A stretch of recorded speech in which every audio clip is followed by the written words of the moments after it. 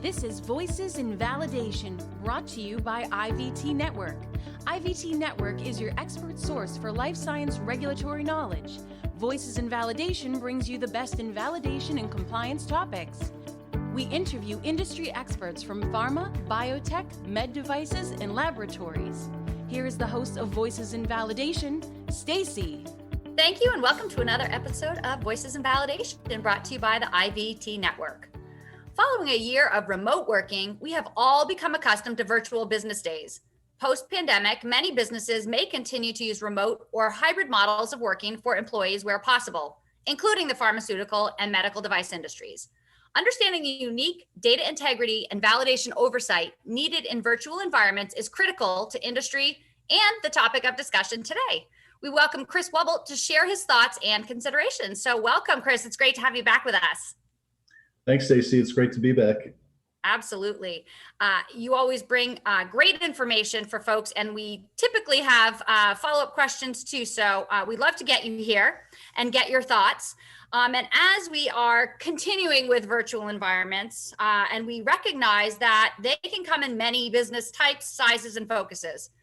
Can you describe a typical virtual environment in regulated industries such as pharma or medical device? And if you have seen that change dramatically since the onset of COVID? Yeah, I think that virtual environments have always been here, even before COVID, and even very large companies have virtual environments that they're working with. So companies that have manufacturing environments or laboratories, they still outsource a lot of the work that they do, or they use applications which might be hosted by in the cloud, software as a service applications, for example. So even very large companies are to some degree virtual environments, have virtual environments. And also in relation to COVID, so many people were working from home and are still working from home and able to function, and the companies keep operating and so forth. So it's still, we're all in the virtual environments. And smaller companies, though, there are some companies that are completely 100% virtual. And so they rely on CMOs or CROs and contract testing laboratories, and everything they do is remote or virtual. And so their computing footprint also, that's impacted by data integrity, that impacts data integrity, is very small. Sometimes they have no servers or computing environment within on premises, and it's all in the cloud, using AWS or Microsoft Azure and software as a service applications that are out there. So some of the tools that most companies are using to some degree nowadays. Sure, that makes sense.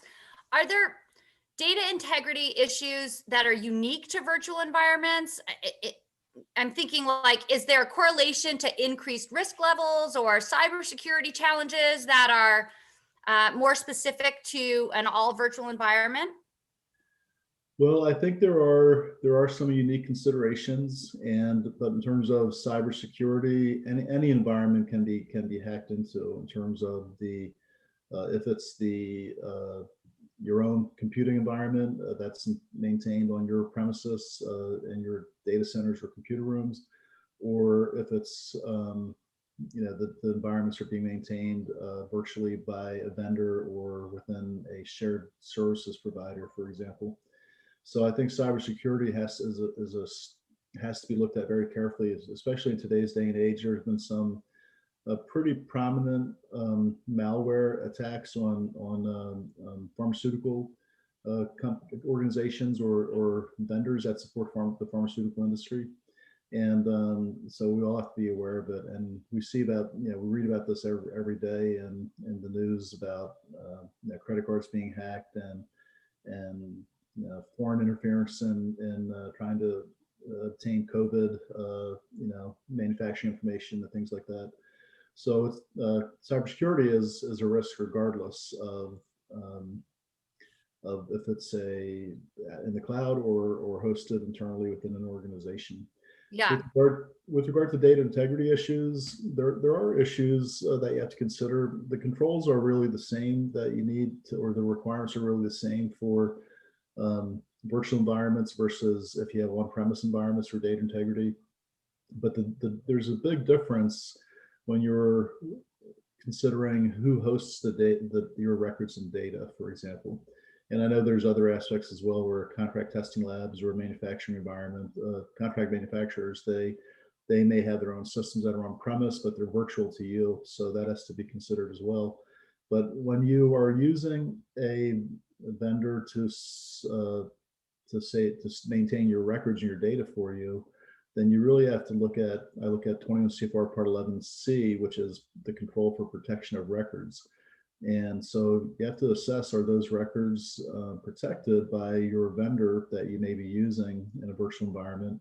And so how are they backing up your data and your records? How are they, what's their disaster recovery program? What's the recovery point objective, or the RPO, or the recovery time objective, the RTO, which allows you to say, if there's a failure of some type, we're only going to lose this amount of data or data from this time period. And that's what the recovery time objective is, recovery point objective.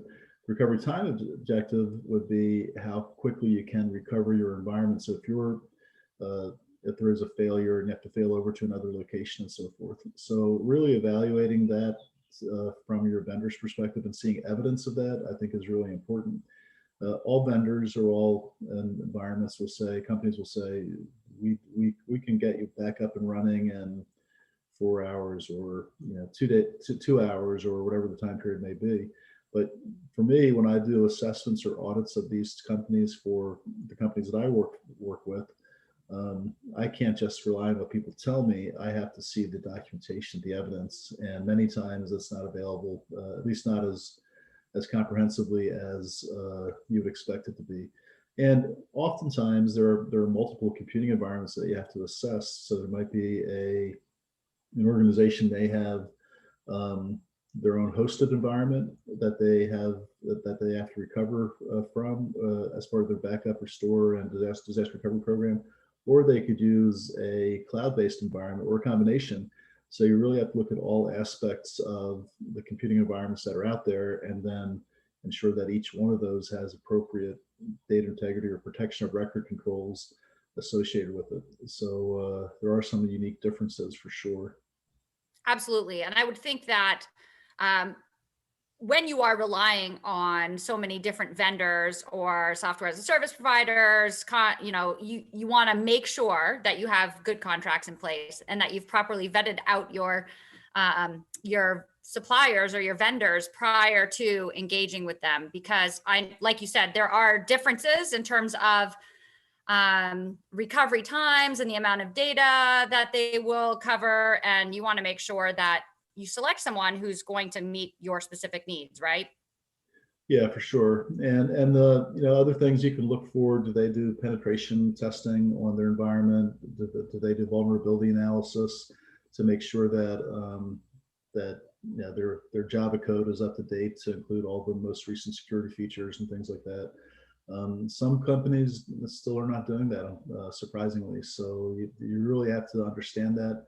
And the FDA's data integrity guidance talks about risk assessments based upon business models and the technical aspects of your operations. You really have to understand those operations and do that deep dive assessment, because you may, if you don't do it, you could have a failure where you lose data and so forth. So it's pretty important. And for some companies, that they would lose data and have to repeat things and so forth, that could cause the end of the organization if it's a small virtual company, for example. So true. Definitely true. Let's talk a little bit about the regulations or the guidances. Regulatory agencies such as FDA, MHRA, and PICS all have guidance considerations for virtual companies. PICS seems to have the most comprehensive guidances when it comes to data integrity in virtual environments.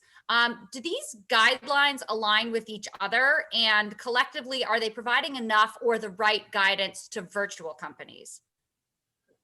I think they are. I think they do align for the most part.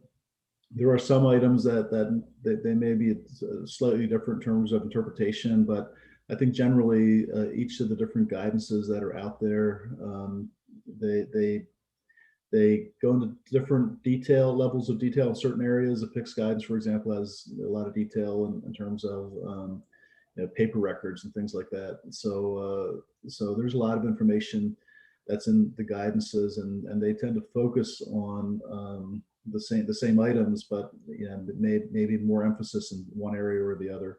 So I think they're all generally they don't contradict each other basically, but That's good. That's good news. yeah, they're definitely worthwhile reviewing completely and understanding the various nuances of each one of them, because comprehensively that will allow you to develop a pretty robust data integrity program also. Of course, of course. So how are quality management systems changed procedurally or technologically from that of a company with in-person resources versus the virtual company? Are there any differences?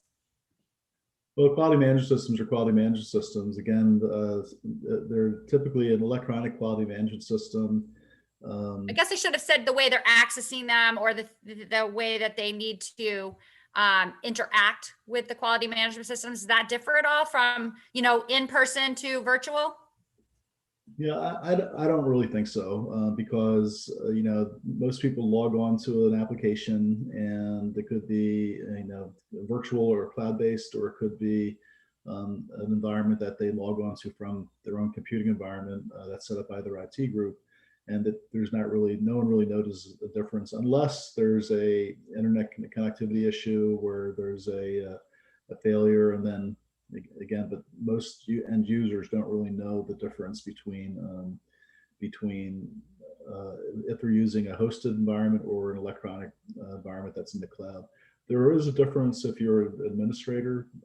Sometimes some of the newer EQMS systems, they may not have the robustness of other systems that are more mature, so you may need to rely on the vendor to provide some administrative services for you to set up certain configuration parameters, or to do different things within the environment that you may not have access to as an end user or administrator within your company.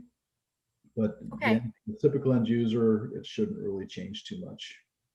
Good to know.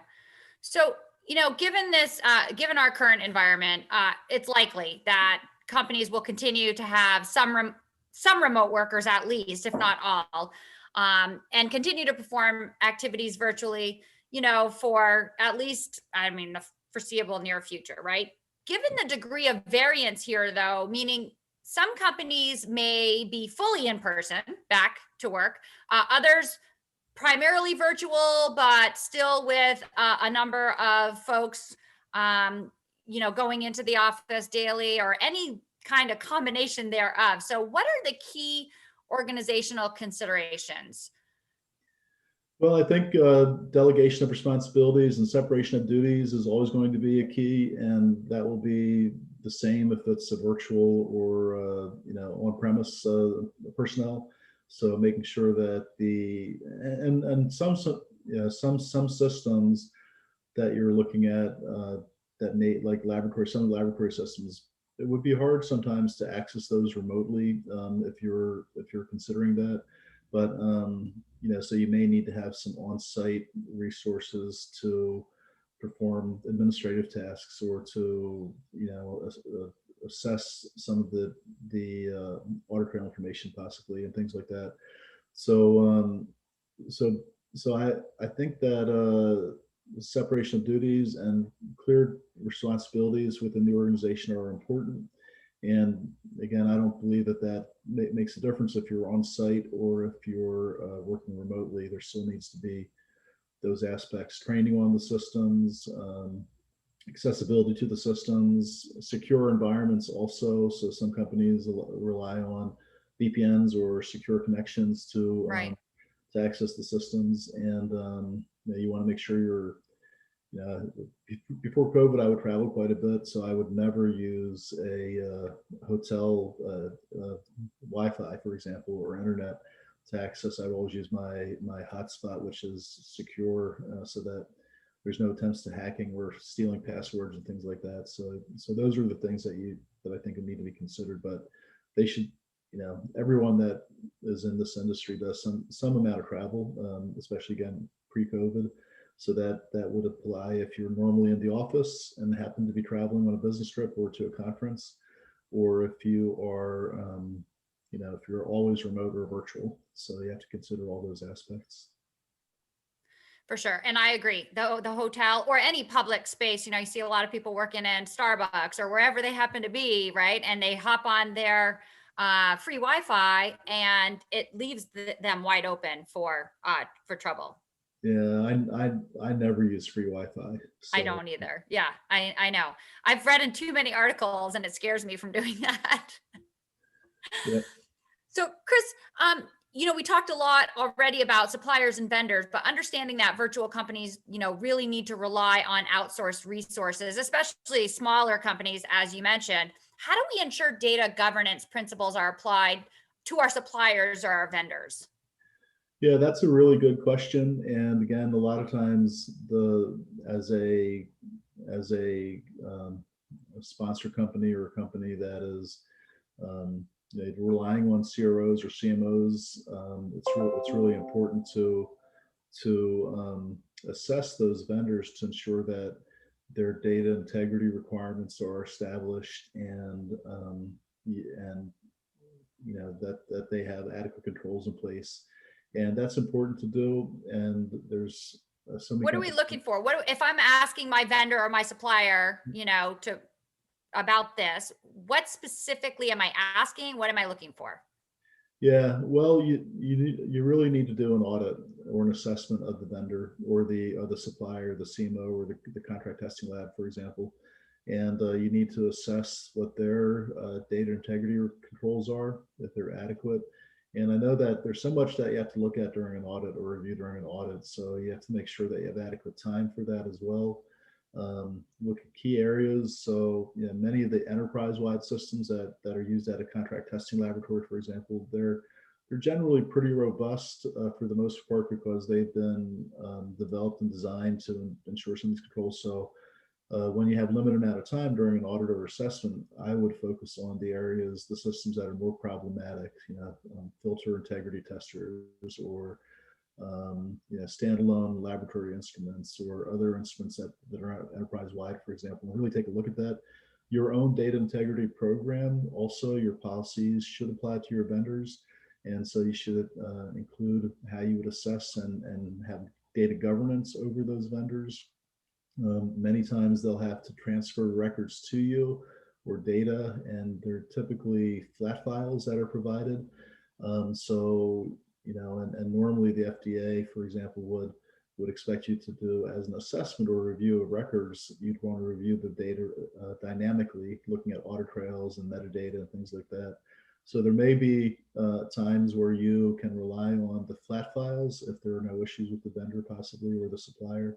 But in other times you may need to have access to through a secure connection or a Citrix environment, for example, so you can actually do that review of the dynamic data if there's questions or issues. But overall, your data integrity governance policy should include that information and extend to vendors and CROs and CMOs as well. And when you develop quality agreements with your CMOs or your testing laboratories, there should be data integrity aspects in your quality agreements as well, including things like, as I mentioned before, protection of records and expectations for data integrity and so forth. So, audits, assessments, and the key is really, audits are really point in time activities. So they're generally not the best way to assess quality within an organization because it is a point in time and a sampling of what's going on in the contract organization. So having data governance and clear regular reviews and expectations, that's really the key to being successful working with your vendors in that type of environment and ensuring that they have data integrity controls in place too. again, after the initial audit or the assessment or qualification of that vendor. Thank you. And some great tips there too. So appreciate that. Chris, what type of audit expectations are currently in place for virtual companies? And as regulators move back to in-person audits, will we continue to see exceptions for virtual auditing? So when you're discussing audit expectations, do you mean regulatory inspections, or do you mean? Yes, audit, right, regulatory. I mean, I know companies are hopefully still doing their internal audits, but I'm more so speaking about regulatory inspections. Yeah, I think that's a big topic. I know in Europe they're doing more remote inspections than they are in the U.S., and I believe that's primarily because of legal issues. I think the FDA is looking at that a little more in terms of, they may call them reviews instead of inspections, but there should be pretty well-defined controls in place for that if you're hosting any type of virtual audit or inspection. I just did an audit last week or 2 weeks ago, and it was virtual, and it wasn't a mock inspection, it was a virtual audit. And for some reason, I couldn't get access to the vendor that I was auditing, or the CMO, CRO, I forget who it was. They set up a OneDrive account for me to access, and I couldn't access it, and it was a problem then. And then I was not even getting emails for my code to access the OneDrive system. And so I did a quick search online, and that was Microsoft was having outage problems at that point, and they were having normally they would get 20 calls a minute or an hour for problems, and it was over 800 in that same time period when I was trying to access the OneDrive environment for the audit. So we had to kind of redo that approach, and I think the organization, it was actually a medical institution that I was doing an audit of, and they had, I think, another mechanism to share files, so they were able to do that, but that could happen during inspection also. And I know the FDA now is starting to use Microsoft Teams, because I provide training to the FDA on some data integrity aspects. And my last meeting with them, they said they are starting to use Teams more now instead of, I think they may have used some other mechanisms in the past for meetings and things like that. So whatever the communication mechanisms are that you have to make sure that they're reliant and robust. And you never know when you're going to have that outage, like I ran into a couple of weeks ago with Microsoft having an outage nationwide, basically, and it prevented me from gaining access to the records I needed to review as part of the audit. Yeah, and that definitely can happen, especially when you are relying on other third-party resources. What, other than connectivity or accessing materials, what other potential audit issues should we watch out for when we're having virtual inspections? Yeah, I feel that virtual audits or they tend to take longer, actually, because the companies that you're auditing, they have people that are working remotely, that are in one office or another office within the organization, sometimes in different time zones. And when you're on site doing an audit, people there, they want to get rid of you as soon as possible, so that they can go back to the regular jobs. And so they'll provide the information, they'll set up interviews more expeditiously and so forth. But I found that during remote audits that it takes a lot longer sometimes to get documents that are requested, or the people that they're trying to set up and that they have a question about that they have to ask, they can't get a hold of them, or it actually takes longer to do this. So and again, during an audit, you only have a limited amount of time. So that's really, that's a big issue. Yeah, that can be a big issue, especially if you have very limited resources, right?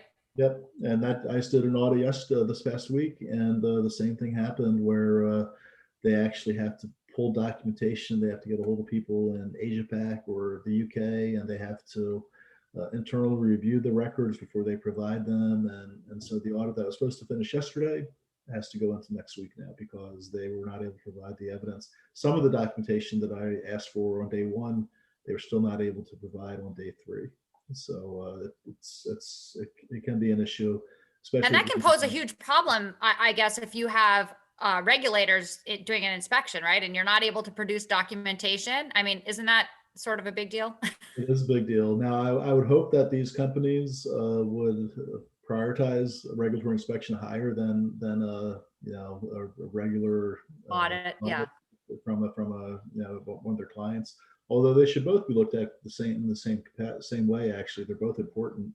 We do these audits not because we're trying to find things to do. We do these audits for inspection readiness and to identify compliance risks and address those compliance risks up front, or if there is a for cause or a due diligence audit that has to be conducted. So we do these for a reason, and so these companies really should take the audits a little bit more seriously, and many of them do, but some it seems like there's a lot of other things that are higher priorities, even though the audit's been scheduled well in advance and there are pre-audit requests for information and documentation and things like that. So yeah, I mean, it seems like there's not really a good excuse for that. And this is their opportunity to practice, so to speak, and perfect it, get it right. So when they are having, a regulatory inspection done, they've already been through this exercise numerous times, and they know exactly how to provide information, what they should be saying, and including in their presentations, et cetera, right? I mean, take advantage of it. Yeah, but I've actually seen the attentiveness and the promptness of these requests getting worse, and I think part of that is because the virtual audit environment is not as conducive to that real-time access to the records and documents for people. So yeah, especially if they're a company that still has a lot of paper records, right? Even if they don't have paper records, it's still the same. Paper records definitely add time to it, because someone might not be in the office; they have to go to the office and scan records or whatever. But even with the electronic records, it can be the same. Interesting. So that's an area I guess we would continue to work on. Hopefully. So. Chris, I don't think that virtual environments will ever fully replace, or virtual audits will ever fully replace on-site audits in some cases. So I just don't think it's going to happen. Yeah, I mean, I would agree, but I don't know if that is the intended goal, long term. Yeah. But time will tell, I suppose. Yeah. Chris, so you recently spoke on this very same topic at our CSV event and last month, and a few of our audience members submitted some questions. So I'm going to include them for you here today, so give you a chance to answer them on this podcast. So the first one is, what are best practices when you need to introduce a new process or application to your virtual team? So best practices, new process or application. So that could be two different things, or they definitely are related. So you have a new application that involves evaluating your current processes to allow that software to be used within that process. And again, one of the things I always say is that you can't really validate software. You have to validate the process that uses that software. So they are related. But really, fully defining the process, and because if it's a paper or manual process, it might be easier to change that process and update a form or records and so forth. But when you have these processes that are automated and electronic, then when you have a validated system, first of all, you have to validate that system. And then it's not quite as easy to make a change, because you may have to go through a change control, and you have to assess the impact. You have to get approvals, which you do anyway for updating SOPs for manual processes. But there might be testing involved. There's training of users on the systems, the new systems that might be used. The whole validation process if it's a brand new application. If you're going from an old or a legacy environment to a computing environment to a new environment, you have to consider data migration aspects. So yeah, there's a lot to consider for any change, manual or electronic. But for electronic, changes or introduction of new systems, there's, you really have to think through your process well and make sure that it's robust and identify as many issues and incorporate that into your risk mitigation measures as possible. So planning is the key. And it sounds like that's the same process that you would go through if you were not in a virtual environment, right? I mean, it's the same for virtual or on premise. Yeah, you exactly. have to really identify and have a robust process. I like to do that through using process maps, data process maps, for example, or process flows, and then really outline the process and then incorporate that into your both SOPs and your validation records and documentation, and help you to identify risks in the process. And again, as I mentioned, mitigate those risks as well. And then I would imagine part of that process needs to be to offer some sort of virtual training for your team, if it's new applications or new processes, new equipment, whatever. Yeah, training is definitely a key expectation and requirement. Absolutely. Another audience question: how do you address virtual audit with global vendors or companies like Azure or AWS, for example? And can you provide a sample scenario? Well, AWS or Azure, I don't believe that they actually have audits of their environments, but and that was one of the issues with some of these what I would call public cloud environments in the past, where they didn't really provide some of the things that we need in our industry to assess the services that are being provided. But AWS and Microsoft Azure, they have gotten better at providing white papers and additional information and other things that you can use to assess their services, and they are used by a lot of different organizations and industries globally. So they're it's all risk based and so forth. But all these different organizations, you can buy their different services from them, and ultimately you still see in the news environment AWS was hacked.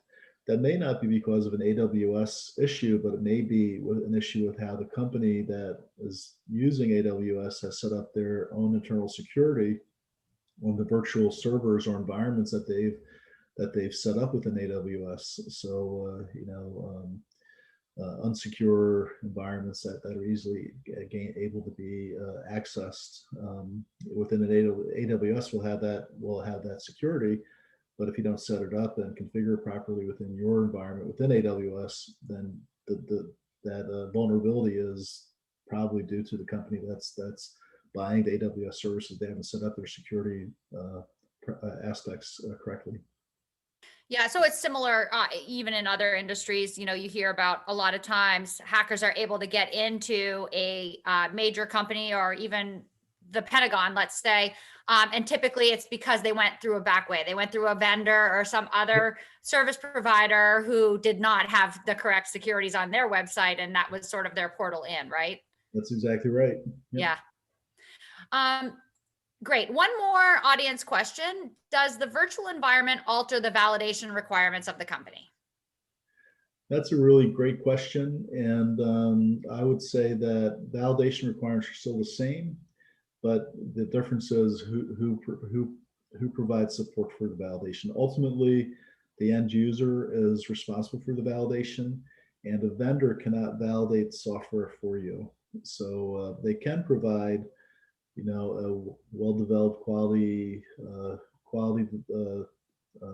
high quality software that has been tested, specified, maintained, and updated, that will allow an end user company to validate the system. And they may have documentation or testing or specifications that you can leverage possibly to support your validation, but they can't validate a system for you. So in a virtual environment, some key documents that I think are end user documents that a vendor really is not responsible for. They can provide you templates or examples possibly, but you still have to use that and leverage that and update those for your intended use. So from an end user perspective, I always think you need a validation plan that will define your validation strategy for how you're going to validate that system, including how you may leverage the vendor's documentation that they provide to support the system. And then you always need end user requirements. The user requirements are the intended use of the system, and the vendor doesn't know how you intend to use the system, because you can configure these systems many different ways with different security user groups or roles and different workflows and different configuration parameters. The vendor can develop software that has been tested so that they minimize the number of bugs that are included in the software, but the end use has to be defined by the end user. That's why they call them user requirements, not vendor requirements. And then at that point, then the vendor, you may be able to rely on some of the vendor documentation. The vendor will always, in a virtual environment, do an IQ of their hardware and their software installations. They may also have some testing that we may call even operational qualification testing, possibly, that they, again, you have to assess that. You have to ensure that they have the right, that the documentation is adequate, that the testing coverage is appropriate, and maybe some key tests, features within the system that the vendor has tested. You may also want to test it on your own as a end user, because it's that important. Audit trail or security or electronic signature, some of those aspects that even if the vendor has done the testing, you may want to do the testing again, just because it's a more critical feature. Again, it's risk-based. But then, so you have to, if you do rely on vendor documentation, you have to assess that documentation. I would not do that. You can do it during an audit. You should do it during an audit, but the actual assessment that you do to support your validation, I believe, should be done outside of an audit, because it's you want to be able to demonstrate and show that evidence that you've assessed that vendor's documentation as part of your validation strategy. If it's an audit, you may have assessed it, but you typically will not provide that audit report, or may not have the detail that you need to ensure that the documentation is adequate or correct. And then ultimately then, after you have your validation plan, your user requirements, you may have a configuration specification also that, again, that may be done by the vendor, or it might be done by your company, or a combination, how you configure your system. And then you want to do testing, not on the entire system. Again, if you can leverage what the vendor has done, but on your intended use of the system. So a PQ or a user acceptance test and so forth. And then a final validation summary report that would summarize the validation activities as defined within the validation plan. Again, not the vendor's validation plan, but the user's validation plan. And then the other aspect after that would be change control. So there's different environments that you have to consider: single tenant or multi-tenant environments. And multi-tenant environments, the vendor can update their software whenever they want to. Basically, they may notify you and give you 2 weeks or a month's notice, but that's still a software change. And validated systems, when you make a change to a validated system, require change control, and so that change should be assessed by your company to ensure that there's no impact on your validated system, your intended use of the system. So those are some aspects that are different from, again, the validation requirements are the same, but how they're accomplished or who does, how they're delegated, that's different. But ultimately, end user is responsible for the validation, not the vendor. A vendor will never get a 43 for not having a validated system. That will be your company if it's not validated, or if you're relying only on what the vendor has done. So. Absolutely. Yeah, no, thank you for that very detailed answer, because I know that this is an area that a lot of organizations get tripped up on. They think they're buying a validated piece of software, and to your point, while it has been tested, it hasn't been set up for your system, and each system is unique, so you need to go through those steps. You can't buy a pre-validated software. You cannot buy it, so it doesn't exist. You cannot, but I think some people believe that you can, because I hear about it happening. Oh yeah, for sure. And vendors will say it's pre-validated, or it's exactly they have their own validation documentation, but that's a good sales pitch. But ultimately, the responsibility is on the end user. Again, you can leverage what the vendor's done, but you have to assess that, and it should be your part of your validation approach to that system. Exactly. Very well said. Thank you so much, Chris. I don't have any more audience questions, but I want to give you an opportunity as we wrap up to share any last ideas or thoughts that you might have with our listeners. Yeah, I mean, I just think that none of this is rocket science, but you really have to understand the tech, as stated in the FDA data integrity guides, the GMP data integrity guides. You have to understand the technologies, and you have to do a risk assessment. Everyone does risk assessments on their processes and systems.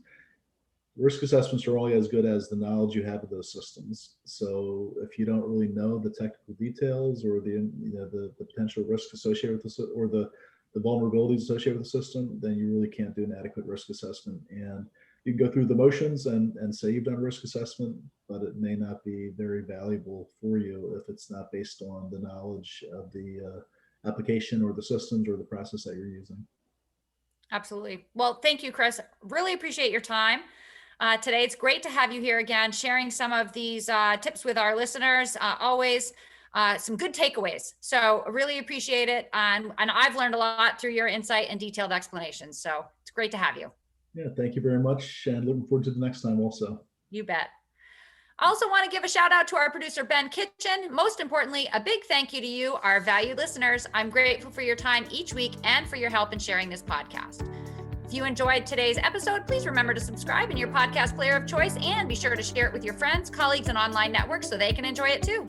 Plus, send us a quick note or leave an online review. We'd love to share your feedback with our network. For show notes and additional podcast resources and information, please visit www.ivtnetwork.com. We'll be back again next week with another innovative and insightful discussion. Until then, make it a great week.